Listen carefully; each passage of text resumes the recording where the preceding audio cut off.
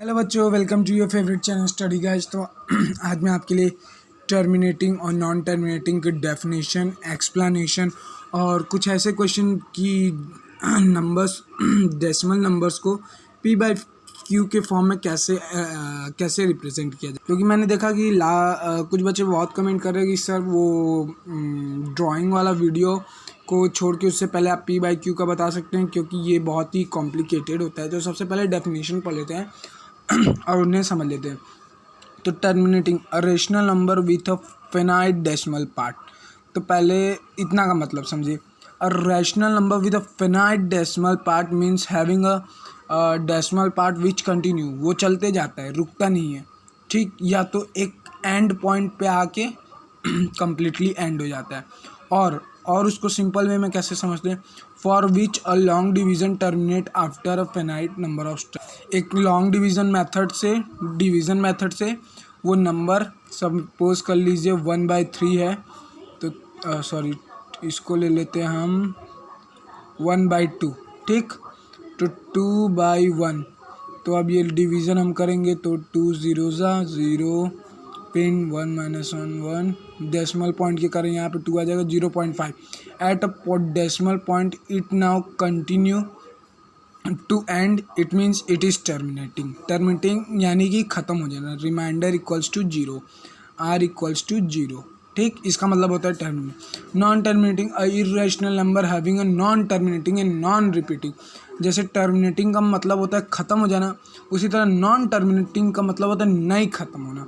और ये non terminating and non repeating यानी कि इसका ये जो डेसिमल नंबर होता है, ये टर्मिनेटिंग वाले में क्या होता है, कई बार केसेस में 5 जैसे आ गया सपोज मान लीजिए, तो इसके आगे 5 5 5 ऐसे बार लगा के आप लोग इसको लिखते हैं, ये टर्मिनेटिंग होता है। और लेकिन नॉन टर्मिनेटिंग में क्या होता है, ये 5 है ना, तो 5 के आगे 6 7 8 हर बार नया नया नंबर आता रहेगा, वो कभी टर्मिनेट नहीं होगा। तो आई होप बच्चों तुम लोगों ने टर्मिनेटिंग और नॉन टर्मिनेटिंग का मतलब समझ गए होगे। तो अब चलिए अब देखते हैं। सपोज मान लीजिए आपके पास 7, चलिए एक नंबर ले लेते हैं 7/8। अब मैं इसको बोलूँगा आप लोग डेसिमल फॉर्म में कन्वर्ट कीजिए। तो आप लोग इतना लॉन्ग प्रोसेस को जाने की जगह, या फिर जो रैशनल इर्रेशनल आपके एनसीईआरटी बुक में दिया होगा उसको छोड़ दीजिए। अगर मान लीजिए इसके जगह कोई बड़ा नंबर रहता है, उसको समझाने की बजाय मैंने छोटा नंबर को लिया है, तो देखिए आप क्या करेंगे। सबसे पहले आप ये जो डिनोमिनेटर का नंबर रहता है ना, इसका प्राइम फैक्टराइजेशन कर लेंगे, तो हम लोग का आंसर होगा 7/2 इंटू 2, ठीक। यानी कि 7/2 क्यूब, ठीक। अब हमारा फॉर्मूला क्या है कि डिनोमिनेटर में हमारा 2n² n एंड 5m, अगर हमारा ये दो वैल्यू आता है डिनोमिनेटर में, यानी कि वो नंबर हमारा रैशनल फॉर्म में रिप्रेजेंट हो सकता है। अब हमारा 2 आया है, भले ही 5 ना आए, लेकिन अगर ये 2 और 5 दोनों में से एक नंबर भी आ जाए तो वो हमारा रैशनल फॉर्म में हो सकता है, उसका चाहे पावर कितना भी हो, हमें उससे कोई मतलब नहीं है, ठीक। तो अब 7/2 आ गया है। अब इसको अगर रैशनल फॉर्म में चेंज करना है तो यहाँ कमी किसकी है, हमारे पास 5 की कमी है अकॉर्डिंग टू अवर फॉर्मूला। तो 5 जो डिनोमिनेटर में जिससे मल्टीप्लाई करेंगे उससे न्यूमरेटर में भी। अब एकदम नीचे डिनोमिनेटर का वैल्यू सेम करने के लिए हमें क्या चाहिए, 5 क्यूब, तो क्यूब भी ले लेंगे, क्यूब भी ले लिए। तो 5 5 जो 25, 25 5 जो 125, 7 इंटू 125/2 इंटू 5 क्यूब, ठीक। तो ये आ गया हमारा आंसर 875/1000। अब इसको हम लोग सिंपली 0.875 इस फॉर्म में कन्वर्ट कर दिया, हमारा आंसर आ गया। इतना इजी सा स्टेप है, बस आपको याद रखना है 2n इंटू 5m। अब सपोज़ मान लीजिए हम लोग एक नया नंबर लेते हैं 8/9, ठीक। अगर हम लोग डिनोमिनेटर का मल्टीप्लिकेशन करते हैं, यहाँ पे 3 आता है हमारा, 3 3 3 9, लेकिन हमारा फॉर्मूला क्या है, 2 इंटू 5 मीन्स ये जो हमारा नंबर है ये इर्रेशनल नंबर है। आप लोगों से अगर ये पूछा जाएगा पेपर में कौन सा नंबर रैशनल है और कौन सा इर्रेशनल है, तो आप लोग इतना लॉन्ग प्रोसेस ऑफ डिवीज़न में ना जाके बस आप इस शॉर्ट ट्रिक से निकाल सकते हैं कौन सा नंबर रैशनल है और इर्रेशनल, ठीक। तो ये हमारा इर्रेशनल नंबर हो गया। एक बार और एक रैशनल नंबर का एग्जांपल ले लेते हैं। सपोज़ कीजिए क्या ले लेते हैं 4/25। चलिए 4/25 मीन्स 4/25 हमारा किसका स्क्वायर है, 5 5 जो 25 मीन्स यहाँ पे 4/5²। अब हमारा कमी क्या है फॉर्मूला में, 2 का कमी है और n का पावर ये और m का पावर, n और m, n is equals to m, ये हमेशा याद रखिएगा। जो पावर 5 2 के ऊपर हो चाहे 5 के ऊपर, पावर सेम होना चाहिए। तो 2n 2 to the power 2, 2 to the power 2 इसको 2 2 जा 4, 4 4 जा 16, 16 5 2 जा 10, 5 2 जा 10, 10 to the power 10 to the square. आप हमेशा स्क्वायर को इसलिए ब्रैकेट में ले लेंगे जिससे आपको आसानी हो। 16/100 ये हो गया। अब ये आ गया हमारा आंसर 0.16।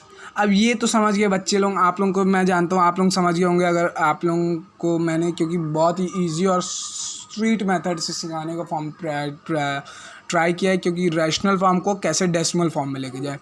अब बारी आई डेसिमल फॉर्म को कैसे इस रैशनल फॉर्म में लेके जाए। तो आपके एनसीईआरटी बुक को भी मैं एनसीईआरटी बुक के स्टेप को भी समझाता हूँ एक बार, और एक बार अलग से स्टेप को। तो आपके एनसीईआरटी बुक का स्टेप ये होगा कि सपोज़ मान लीजिए हमारा वैल्यू था 0.16, तो आप फर्स्ट में लेंगे x इक्वल्स टू 0.16 वगैरह वगैरह फर्स्ट स्टेप, और दूसरे स्टेप में लेंगे 100x, क्योंकि ये डेसिमल पॉइंट आपको रिमूव करने यानी इक्वल्स टू 16.00 वगैरह वगैरह सेकेंड स्टेप ये होगा आपका। और उसके बाद लिखा होगा subtract first from second one. तो 100 minus x, 100x minus x equals to 16.0 minus 0.16 equals to 99x equals to. तो आपका एनसीईआरटी का कुछ ये स्टेप होगा। तो हम लोग इस कॉम्प्लिकेटेड स्टेप को छोड़ देंगे, हम ये कॉम्प्लिकेटेड स्टेप को ध्यान ही नहीं देंगे। हम एक सिंपल सा स्टेप ले लेंगे, वो है जैसे मान लीजिए आपका 0.6 है। मैं आपको 2 ठुक सिंपल से और इजी ट्रिक वाइज स्टेप बताऊंगा।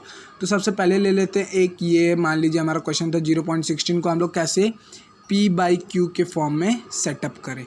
ठीक, तो सबसे पहले हम लोग क्या कर लेंगे कि जो हमारा जो 16 रहेगा, तो पहले हम लोग ये डेसिमल को भूल जाएंगे। डेसिमल को 100 ले लेंगे, 16/100 जो हमने यहाँ पे लिखा था, यहाँ पे हम लोग ने 16/100 लिखा था, उसको ले लेंगे।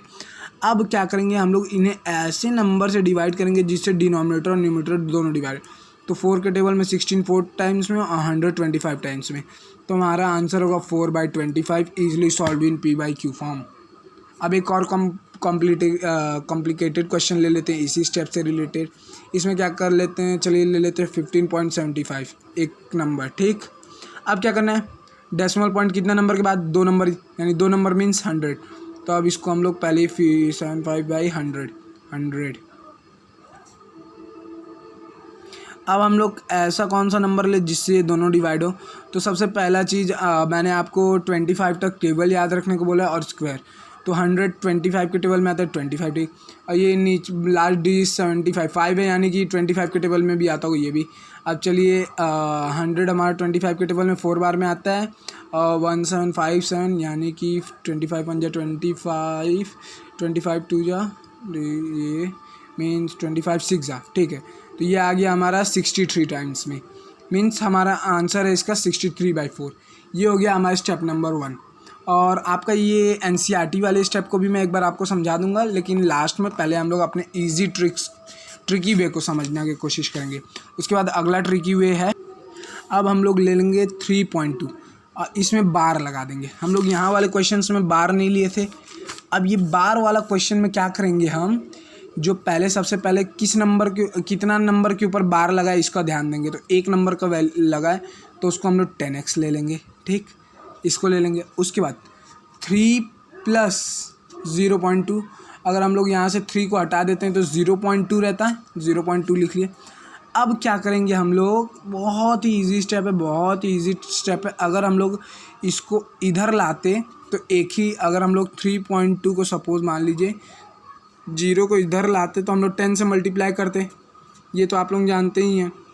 तो अब 10 से मल्टीप्लाई करने की जगह अब ये 10 से मल्टीप्लाई हुआ एक बार इधर लाने के लिए, तो 10 - 1 मीन्स 9 इक्वल्स टू 9।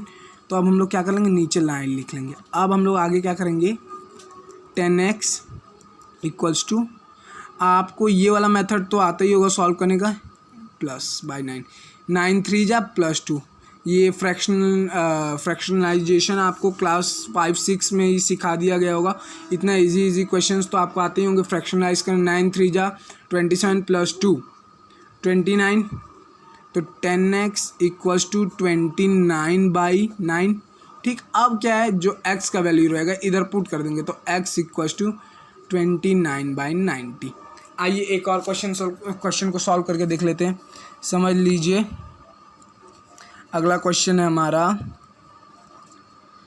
12.3 बार कितने क्वेश्चन, पहले हम लोग एक चीज़ x का वैल्यू इधर रखने के लिए एक ध्यान दे देंगे। बार वाले में, बार के क्वेश्चन में कितना बार रखा है, एक 3 के ऊपर बार है, इट मीन्स हम लोग एक सिंगल 3 के ऊपर बार, तो एक 10 रहेगा। लेकिन असल में हम लोग का ये मेन थ्योरम नहीं होता है हमारे यहाँ पे। ये जो डेसिमल वो इस साइड में कितना बार में आ सकते हैं या कैसे हटेगा उस नंबर को लेते हैं, इसलिए यहाँ पे हम लोग ने 10 लिया था। उसी तरह ये डेसिमल को इधर कितना से मल्टीप्लाई करेंगे, ये डेसिमल इधर आ जाए, 0.12 बना सके इसको, तो उसके लिए 100 चाहिए होगा, तो 100। ये मैंने बार का एग्जांपल आपको इसलिए दिया था कि आप लोग थोड़ा सा इसको अंडरस्टैंडिंग वे में समझ सकें। लेकिन मेन थ्योरम ये नहीं है कि अगर यहाँ पे एक नंबर के ऊपर बार है तो एक बार लिखेंगे, 100 नंबर के ऊपर बार है तो यहाँ पे 100x ले लेंगे, ऐसा कुछ नहीं है। आपको डेसिमल कितने बार में रिमूव होता है उतना x लेना है। तो यहाँ पे हमारा एक बार में डेसिमल रिमूव हो रहा है तो एक बार 10x लिए, यहाँ पे 2 बार यानी कि 100 में रिमूव हो रहा है तो 100 ले लिए। अब उसके बाद हम लोग क्वेश्चन लिख लेंगे। अगर यहाँ 12 नहीं होता तो ये 0.3 होता, तो 12 + 0.3, कॉम्प्लिकेटेड नहीं है, ईजी है, समझ रहे हैं। ये बार का मेन थ्योरम होता है। यहाँ पे एक नंबर के ऊपर बार है तो यहाँ पे एक बार 9 लिखेंगे। अगर यहाँ पे 2 नंबर रहता, मान लीजिए 23 होता, तो यहाँ पे 99 लिखते। अगर ये 23 की जगह 245 होता तो यहाँ पे 999 लिखते। ये बार अगर आपके नंबर के ऊपर एक बार है तो नीचे 9 लिखेंगे, 2 बार है तो 99 लिखेंगे, 3 बार है तो 99 लिखेंगे। मतलब कि बार आपका जिस नंबर के ऊपर जितने बार है, बार का मतलब होता है तो कंटिन्यू करना, ये 2 2 2 2 2 ऐसे ही चलते जाएगा। तो इसमें मत कन्फ्यूज़ होइएगा। अगर वहाँ पे अलग अलग नंबर लिखा रहेगा तभी यहाँ पे अलग अलग बार 9 लीजिएगा। एक नंबर के लिए आप लोग बस एक ही बार लीजिएगा। और ये वाला 10 में कभी कंफ्यूज नहीं होती होगा, क्योंकि हम लोग यहाँ पे डेसिमल प्लेस रिमूव करने के लिए एक बार 10 लेते हैं। ठीक है, अब आगे हम लोग बढ़ जाते हैं। हमारा कितना नंबर के ऊपर बार था, 1, तो यानी यहाँ पे हम लोग 9 लेंगे। उसके बाद फ्रैक्शनल फॉर्म में ऐसे आप लोग लिख लेंगे, means 100x equals to 12 plus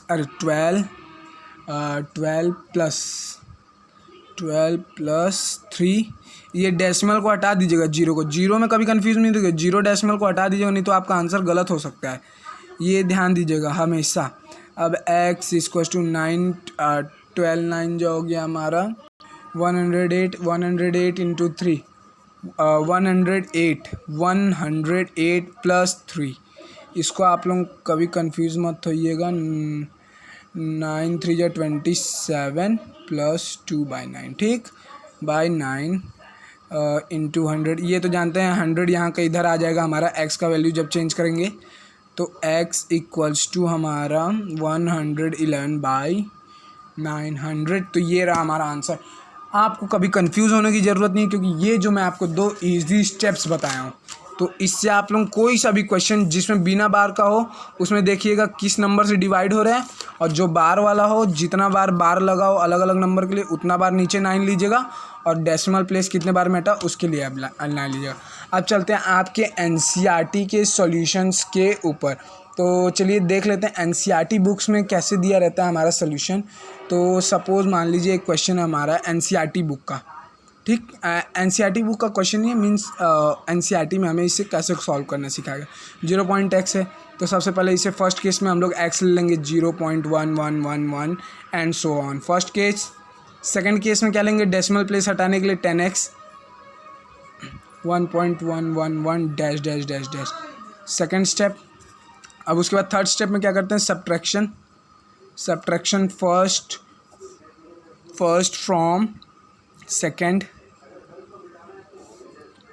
तो इसको सब्ट्रैक्ट कर लेंगे तो हमारा आंसर आ जाएगा 10x minus x. Equal sign कभी देना मत भूलिएगा, इसका हाफ मार्क्स रहता है जुड़ा।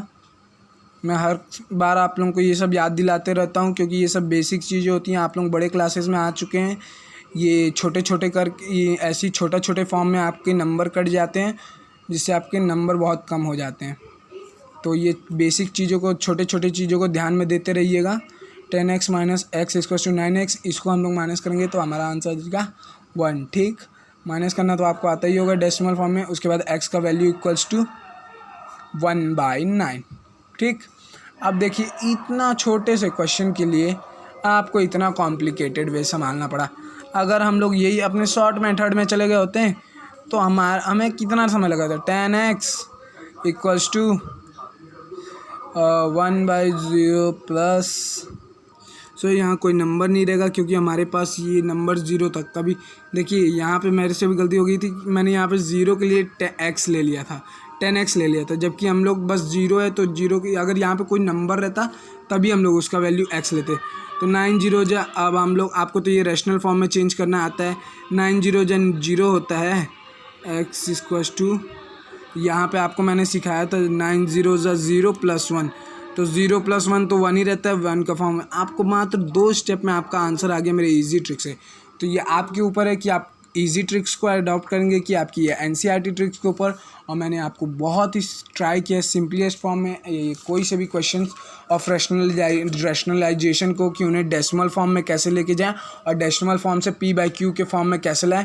तो आई होप बच्चों आपको ये सब स्टेप्स समझ आ गए होंगे। तो प्लीज़ वीडियो को लाइक कीजिएगा, शेयर कीजिएगा और सब्सक्राइब कीजिएगा। और भी एक्स्ट्रा क्वेश्चन मैं आपके नेक्स्ट क्लास में आपके लिए प्रैक्टिस के लिए लेके आऊँगा और साथ साथ आपके लिए इसके एक्सरसाइज एनसीईआरटी बुक से भी लेकर आऊँगा। तो आई होप बच्चों आपको ये वीडियो पसंद आएगा। थैंक यू बच्चों।